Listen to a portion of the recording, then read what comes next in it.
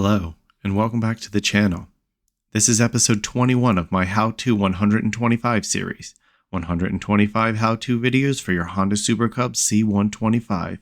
Today we're going to be removing the front wheel. This is a relatively easy task, however, you're going to want to make sure you're paying attention to what you're doing. And as always, if you're into Super Cub content, please subscribe. For this project, you will need a torque wrench with a 19mm socket, a 19mm socket or wrench, a 14mm socket or wrench, 2 ratchet straps wouldn't hurt, you'll see why in a second, or maybe a step stool or a step ladder. I'll explain in just a moment. Alright, let's go! Take your 14mm wrench and secure this axle bolt. And then take your 19mm wrench and break this nut free. Look how hard I'm trying. Look how weak I am. Pathetic. So get the bolts loose, but don't pull the axle bolt out yet. Alright, for this next part, you're going to have to get the front wheel off the ground. That can be done without the aid of any tools, however, we want to make things as easy as possible. I'm going to show you a trick someone showed me a long time ago. So basically, you want to find a beam or anything that's load-bearing, and then just take 2 ratchet straps, put them through your Super Cub, and then jack it up just a little bit. We don't really want to put it in the air or anything, we just want to make it so that if anything happens, our Super Cub won't fall forward to the ground. Again, this isn't required, it's just going to make things easier when you're taking the wheel off and then putting it back on. If you are going to use the ratchet strap / tie down method, make sure to slip the strap between the body of the Cub and these wires so you don't crimp up the wires. Could it hurt them? I don't know, but better safe than sorry.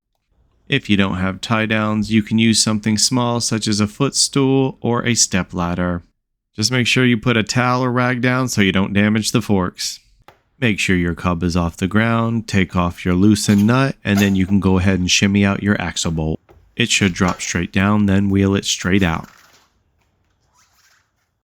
I'll go ahead and talk about the spacers because you're probably going to curse them more than once during this project.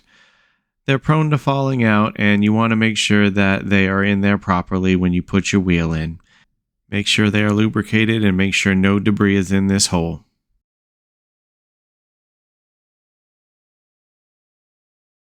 Just as a general note, these forks can twist. If you're having trouble lining these up, it's not because you're an idiot, it's because these things are crooked. Or maybe you're an idiot. Another note, make sure your brake is pushed open so you can slide your brake disc right into here. It is possible to squeeze it in there with the brake closed. Ask me how I know. When you're sliding the wheel in, make sure your fingers are holding both of these spacers in place in their hole. If you don't, they can become dislodged very easily and this can cause you great distress. Once you have the spacers sandwiched in between the 2 forks and have a free hand, go ahead and insert your axle bolt.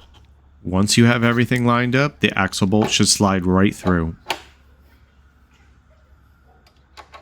Go ahead and finger tighten your nut and make sure that the wheel is free flowing. Go ahead and set your torque wrench for 44 pound-foot.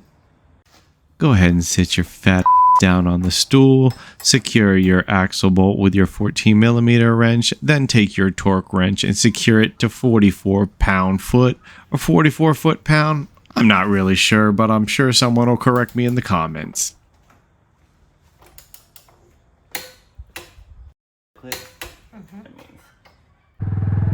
Okay, that's it. You're all set. Make sure everything's safe and you're good to go. I hope I helped at least one person out with this video today. Please comment, like, and subscribe. Stay tuned for more Super Cub content and stay safe on your Cub or whatever else you ride or drive.